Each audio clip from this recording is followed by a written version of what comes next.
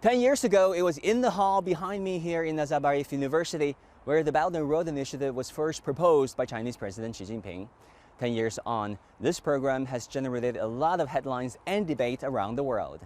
Now, today, we will be talking to someone who was in the audience 10 years ago and ask him what he thinks about the BRI.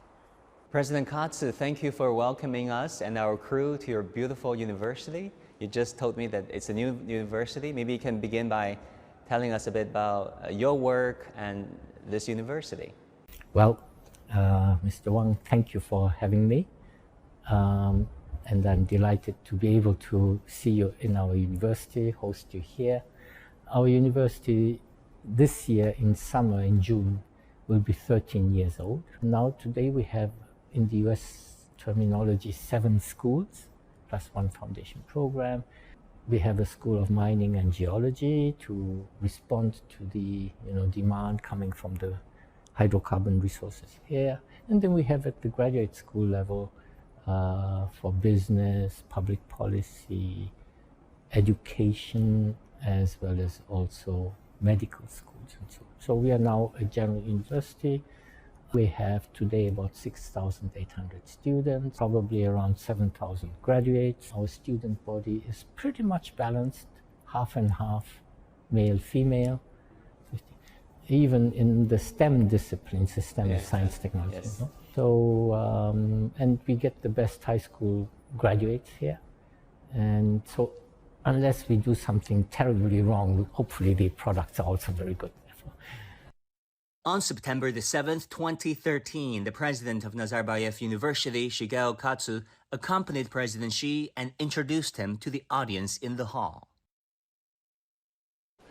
Oh, wow. We conveyed an honorary professor title to President Xi Jinping with his official.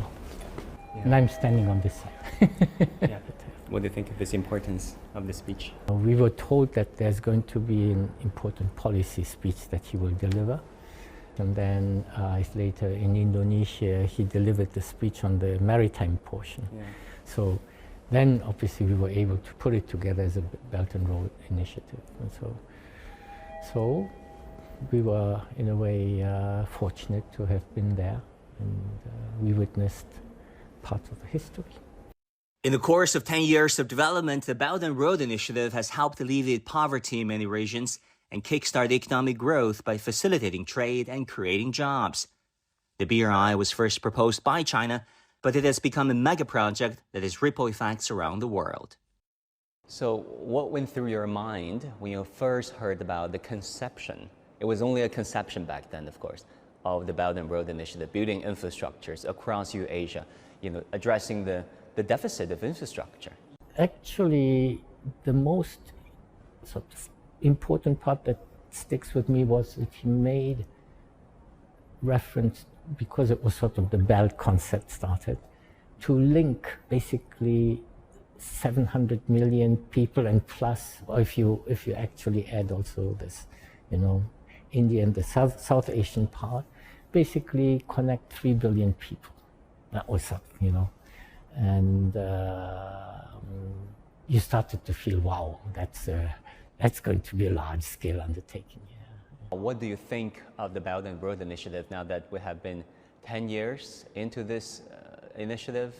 It went from a conception to numerous projects across Eurasia, even in Africa and Latin America. What do you think of it? How do you look at the merits of it? I think overall, it was a bold initiative to refocus the international development community also on the importance of infrastructure.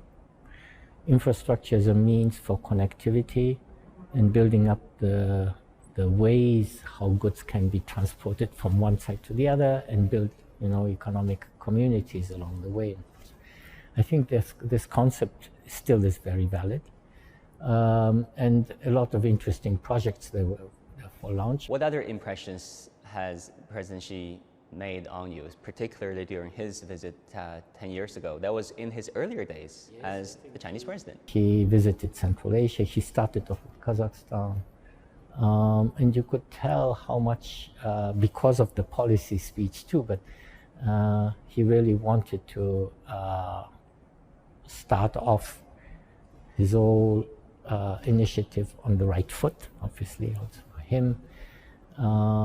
He was very attentive when I explained what this university is about and so on. He also made sure to convey to the audience, our students and colleagues and so, to make sure that he invited actually 200 of our students and colleagues to China the following year. So in summer 2014, they all went, and they were welcomed so nicely, I think. And he also announced that then, you know, in terms of also ensuring, you know, engagement, human engagement, exchange, he said that over the next 5 years, up to 10,000 researchers and, you know, academics and others would be invited from Central Asia to China. What do you think the BRI has done to academic exchange, to research and scholarly exchange between the two countries and beyond? I think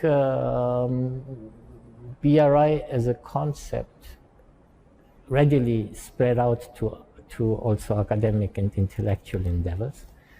And I would maybe emphasize two initiatives. One is sort of the Silk Road Alliance of Universities, which I think today brings together about 150 or so universities all the way from the Eastern Seaboard all the way to Western Europe and UK, and which has really started to have a very vibrant exchange, in particular also of cultural dimensions, and centered around the Silk Road theme.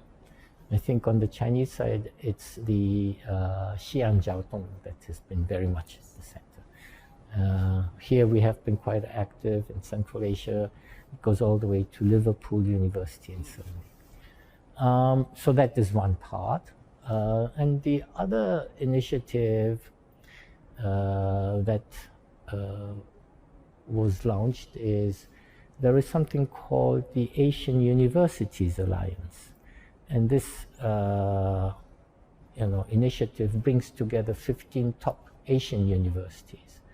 Again, it was largely thanks to Tsinghua University that took the baton and initiated and brought us all together. The flag over yes, there. You see. So Asian Universities Alliance, and you saw there the flag with all the names of top universities. So these are all part of the BRI. It starts to put Asian universities on the map, and shows the richness, the depth, the broad coverage of Asian academic institutions as well as institutions and research. So, and talking about the BRI, this conception of building a green BRI has been in place, has been much talked about. How do you look at its progress? I mean, building a green BRI along the countries in Eurasia and beyond. And they are good sort of models of what to do when one looks for sustainability, starting with making sure that you have proper environmental and social assessments, bring in the communities, the beneficiaries into the debate quickly and so on, as opposed to just doing a project in a way that's parachuted down, no? And so, and where then ownership issues of the beneficiaries may not come very quickly. And so when we talk about sustainability, obviously it's not to sustain the benefits of the project or investments. It also has to be done in a manner that, we all talk about energy transition, future carbon-free world, and so on and so on. So all these dimensions increasingly will have to be incorporated into also infrastructure projects and all kinds of construction projects. So continuously, I think BRI can play a very, very important role there. China has developed, cutting-edge technology in many of these areas. So I certainly look forward so that a lot of the cutting-edge technology is actually imported into these project proposals so that everybody can benefit.